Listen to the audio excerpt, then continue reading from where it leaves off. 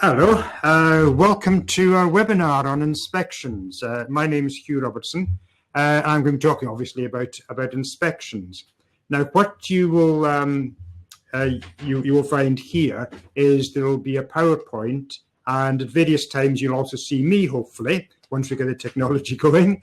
I've done a few other webinars before that you can find on the YouTube site or on the TUC Education site, and they include things like well-being, occupational cancers, and stress. So what I'm going to cover today is basically not just the legal requirements, but a bit more than that. So it's also going to be why we do inspections, when and where we do them, how we do them, what happens after an incident, and of course, once you've done your inspection, how you actually implement the findings.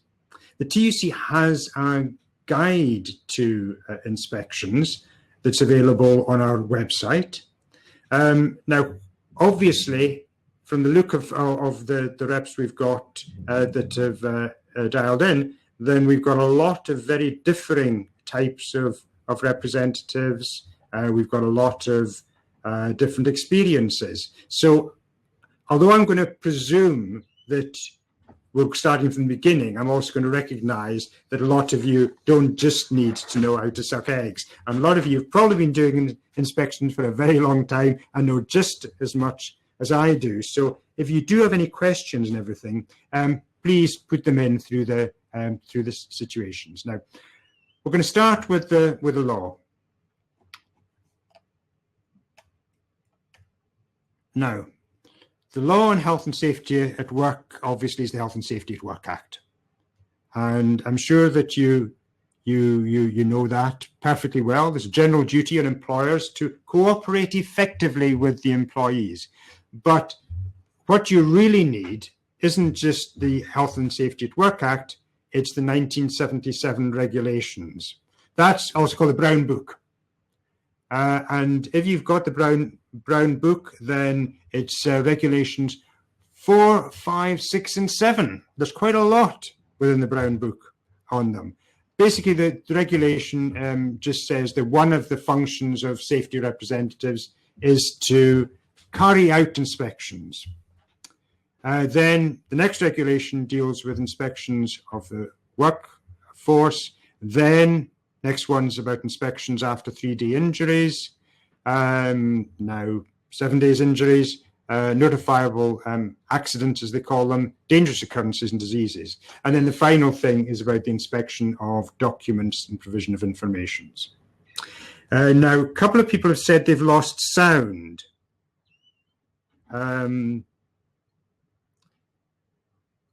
Again, someone else has said they've lost sound.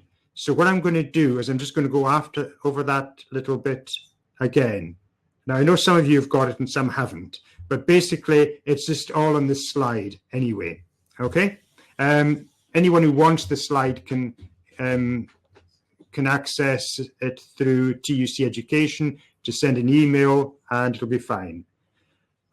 Okay, let's move on, shall we? Basically, the HSC summarizes the law as this. They say that union-appointed health and safety representatives can inspect the workplace. Fine. They have to give reasonable notice in writing. And they have not have inspected in the previous 3 months.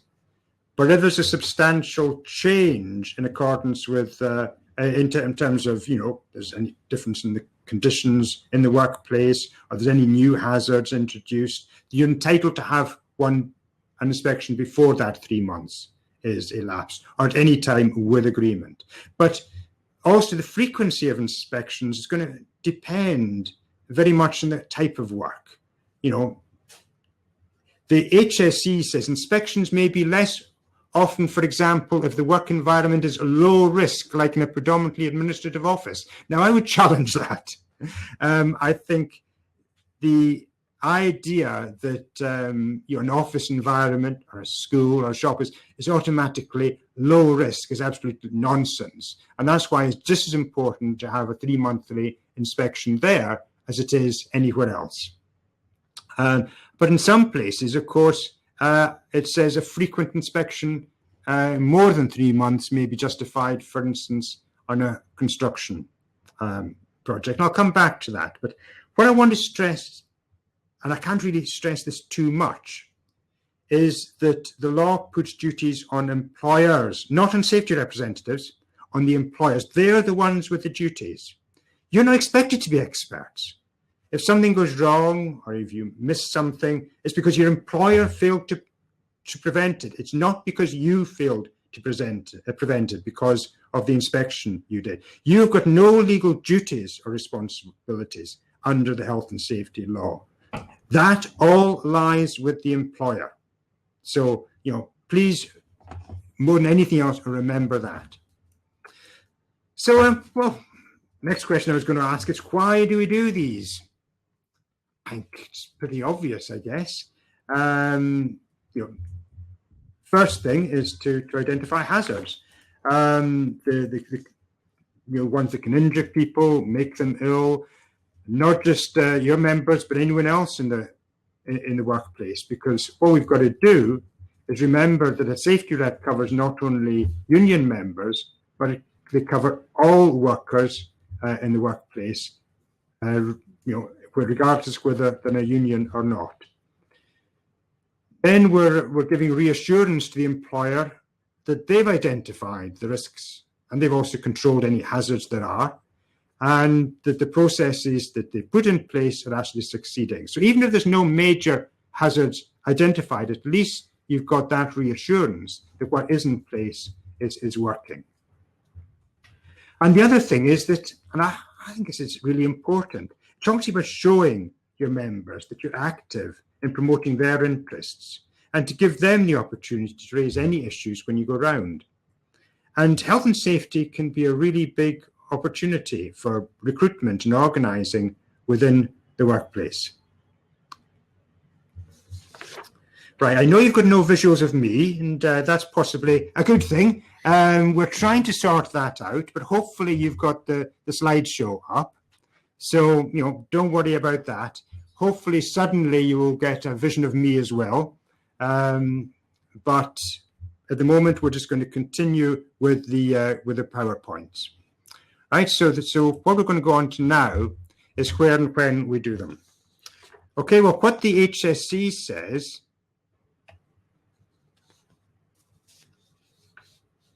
is that they can be done, up to every 3 months. But, I'd sort of disagree with that. I think, they're done when you feel you need to do them. And it's if there is an incident or change in working methods, obviously. But also, I think, where you cover depends completely on the workplace, right? There's some areas, in actual fact, that are going to be problematic because they're not open to all staff. They may be restricted areas because there's specific dangers there. Only authorized people can actually go there. So how do we actually inspect them? And that's a difficult thing because you don't want to put yourself in risk of injuring yourself during a safety inspection. That does not actually go down very well when that happens. So what you've got to do is discuss with your employer how you can verify safety within these areas. There may be confined spaces, there may be areas with specific sort of machinery or processes. And ways you can do that is by asking for copies of safety cases and risk assessments for that area, asking for photographs of the area. And of course, if any people have got access to it, because they've got special training and so on, then you can talk to them. But that means that at least you're ensuring that these areas are covered. And it's not just the main premises, but anywhere anyone has got access, including basements, outhouses, and so on. The other thing is where we do them is you don't always do them 9 to 5 if you work in a 9 to 5 kind of environment, because there may well be other people who work in other times. Even if they're working for a contractor, or people like security staff, cleaners, shift workers. We want to include them as well. So sometimes there's a case for having an inspection outside the working hours, either jointly with management or just on your own, and I'll be coming back to that in a minute. So how do we do it? Well, this is what the HSE says, and I'm going to disagree with a lot of this, okay? HSE advice is for employers, not for reps. It says you plan a program of inspections. Now, employers don't necessarily plan a program of inspections for you. You decide when you need to inspect, and you notify the employer, right? It says agree the number of representatives. No. It's not up to management to agree the number of representatives. You agree which representatives you want to do it. Sometimes it'll be just yourselves. Other times you might want a couple, and so on. It says coordinate inspections, and so on. Sometimes there may be a case, sometimes not. It says inspect together. It will help your relationship with the representatives if you inspect together. And, that's one of the most interesting questions. Do you do a joint inspection with management, or do you do your own inspection? The law does not say you have to go around with management. You can do your own inspections as well. And I think there's a case for both, okay? It can be very useful going around with management, so you can point out things, you can ask questions and everything, but also there's a case for doing it on your own. What you do have to do is to have them planned. But giving too much notice basically allows the employer to make sure that everything's in order that day. So while the law says you have to tell your employer in advance, if your employer says, yeah, I need a month's notice for inspection, that's just not on. A couple of days is reasonable to make sure that the right people are available if they want the right people to be around and if you've agreed that. But there's absolutely no reason why they should be preparing for a safety inspection. But the whole point of a safety inspection is, in actual fact, that what you do is you inspect the workplace as it normally is, not as it's been prepared. The other thing about coordinating inspections is that while coordinating inspections can be very useful, who do you coordinate with? And I think there's a case, obviously, if there are other unions within the workplace, perhaps coordinating with them. But that is a matter for yourselves. And also, if there's several safety representatives in your workplace, perhaps you can divvy up the workplace. But sometimes it makes sense to have an experienced rep and a new rep do it together. Okay, so what the HSE says how you do it, which is to employers, and what your union says how you do it, aren't necessarily the same. Okay, how do we prepare for an inspection? Now, I remember when I was trained as a safety representative, and this was back in the early 1970s, so things have changed a lot since then, thank goodness. It was genuinely a question of walking around with a clipboard and a checklist. That's what we actually used to be trained to do, okay? And I think that is the wrong kind of attitude. It's not just walking around and looking at things. You can't see stress. You can't see bullying. You can't see many of the hazards of work.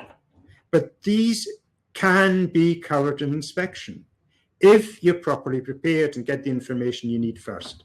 And that means things like asking your employer beforehand for sickness absence records for the area that you're inspecting, checking the accident book, looking at any RIDDOR reports, asking for copies of risk assessments. You can get all this in advance so you can be prepared.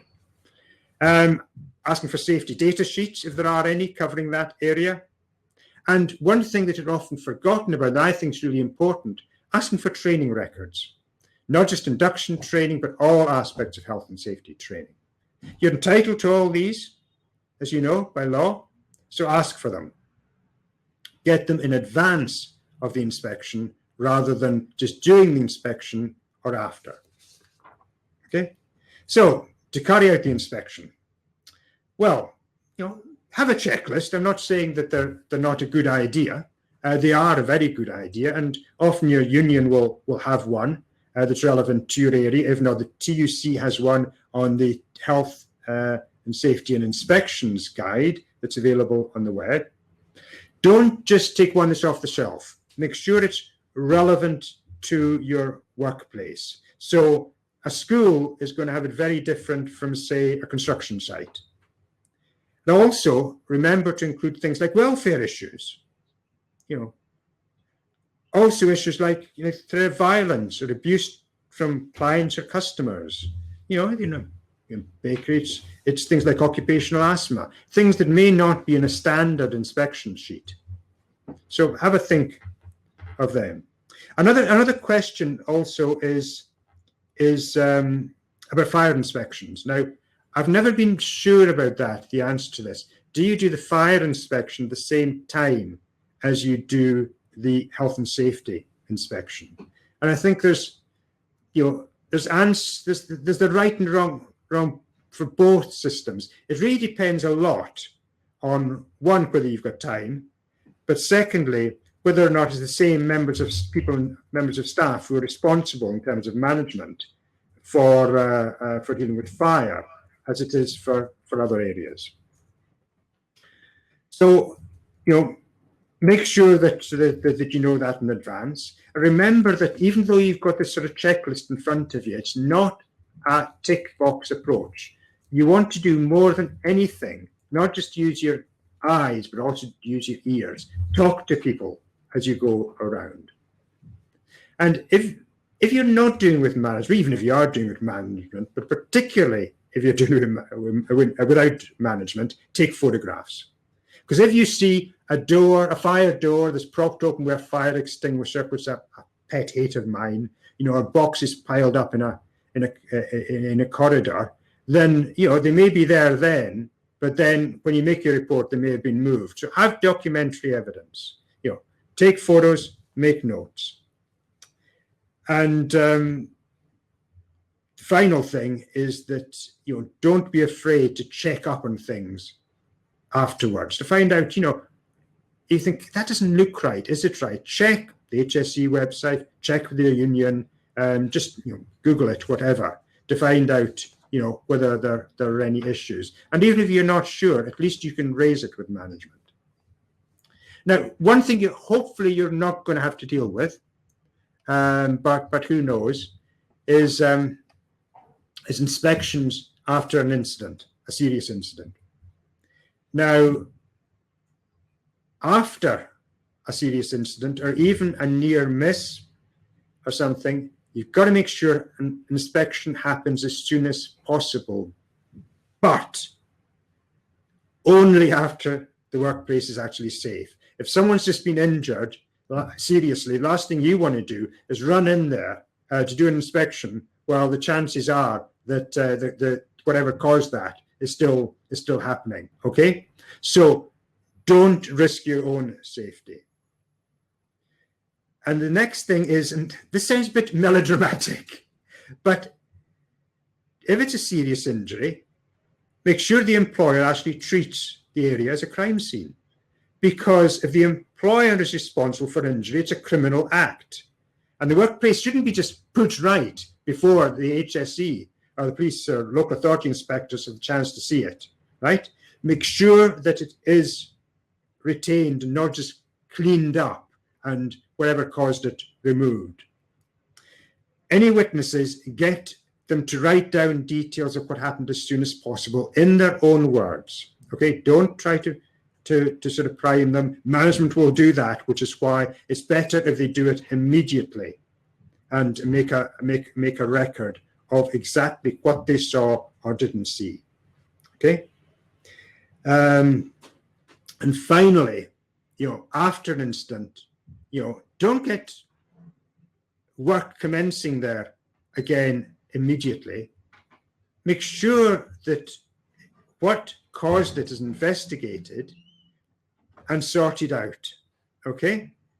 And if management does try to get people back immediately after an incident, when there's the possibility of that risk still being there, contact your union immediately. Now, after an inspection, obviously it doesn't just end with the inspection, does it? It's what happens then. So, keep as much information as you can, but when you do a report of any problems that you identify, trying to keep it relatively simple. So you keep notes, but make it clear to management very simply what the problem actually is. Now, if there are any serious problems, notify management verbally immediately. Don't actually wait till you've got time to write up a report and give it to them. Make sure they know immediately if there's any serious problem that you've identified. Now, most unions will have a forum to help you with actually keeping a record of it and also reporting to the employer. You'll find them in the Brown Book. You'll find them on the TUC website, and you'll also find them on the HSE website. I put the links there, so they'll be available to anyone who actually wants the PowerPoint after. The HSE has got guidance to after inspection, and this is what it says. I've just put it up, so hopefully that'll be coming up in a minute. One before that, that's it. This is what the HSE says. Not what the TUC says, it says what the HSE says. And most of it's okay, but I think the first thing you have to do is employers should do is, rather than explaining the reasons for any follow-up action, I think basically they should be trying to remedy any issues identified. And that doesn't actually figure here. So, I'll leave this with you, because I think what the TUC says is slightly different. This is what we say needs to happen. You may find that you've got quite a lot there. Hopefully not, but you may find that there might be, a couple of dozen issues perhaps in a really bad inspection. And the important thing is to prioritize, right? Not all issues are the same, and some will be more urgent than others. Secondly, agree a timetable on how you resolve these things with management. Now, that doesn't mean accepting what management says, doesn't mean saying to management, when are you going to sort it out? And they say, perhaps by February next year or something. It's actually trying to get something that's reasonable. Obviously, there's a serious risk that needs resolving urgently. Okay? And this is actually recommended in the HSE guidelines. Then once management does respond and say what they're going to do, publicize it. Now, I'm a great believer in actually putting the results of the inspection on the notice board, so people can see immediately after you've done an inspection, and then also putting management's response down just to make sure that it's had an effect. Then management will say, hopefully, that they're going to resolve it. But unfortunately, that's not when things end, because you've really got to check that they are implemented properly and on time. In some cases, I'm afraid, you're going to have to take it further. And that's because the issue is serious and management just isn't doing something, or it's been going on for a long time and management isn't doing something. Now, that can mean either going over the head of the line manager or the safety officer, and in some cases, it'll mean contacting the HSE. But certainly don't just let things slide after the inspection. And make sure that inspection reports are considered at the Joint Health and Safety Committee, so you get another chance to point out when things go wrong. Okay? So that's the main things. The last thing I want to leave you with really is the idea of union inspection notices. I'm not going to say a lot about them, But it's a negotiated system whereby the employers agree to respond to any safety issues at a certain time, and within a certain time after they've raised.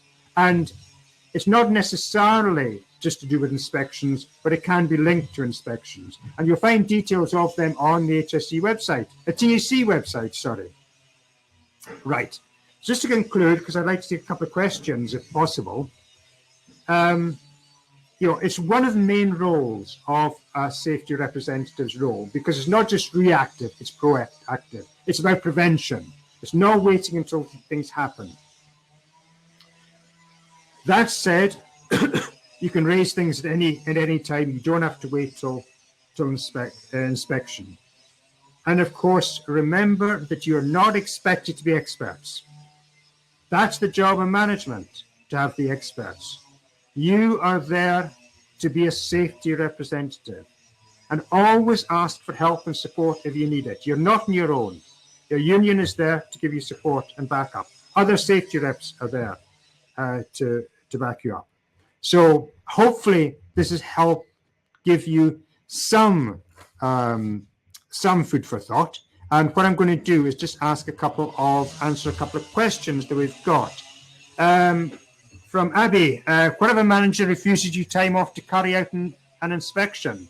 Well, if you've asked to do an inspection and you give them reasonable notice and they have refused, immediately go and speak to your union. And there may well be a case for actually asking the HSE to get involved. Here's another one. David, I work in an office environment which is perceived to be low risk. Do you have any advice on as to what should be covered and how to make it more than going through the motion exercise that adds value to the organisation and engage with the workplace members? I know you put that in before I'd actually done the talk, so hopefully I've answered most of that. But also, should it include car parks and pool cars? That's a really good point. And workplace transport issues are a major hazard. And yes, things like access to car parks and so on, the possibility of people being injured there, along with your sort of the organization's cars, how they manage them, how they maintain them. These are all really good issues to be dealt with. What would be acceptable as a reasonable amount of time to undertake a full site inspection, including prep time, physical inspection, and finalizing documentation with actions to managers and employer? I work for a water utility company, and a typical site for myself would be a sewage treatment work. As long as you think you need, is the answer. Clearly, if you've got several reps on site, which some workplaces may have, we wouldn't be expecting one safety representative to inspect the whole of a big car plant or a nuclear power station on their own in a couple of hours.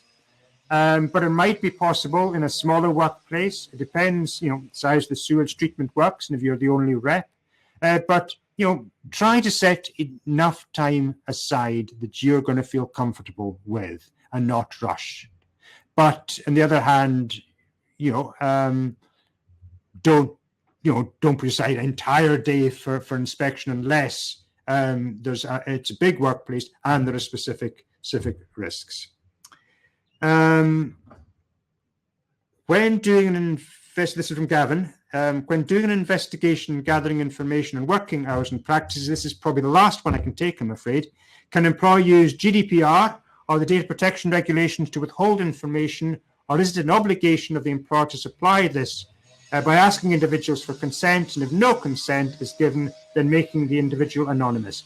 GDPR cannot be used to prevent safety representatives getting all the information they need. What can happen, however, is that in certain cases, the employer can anonymize it if they ask the individual and they ask not to be identified.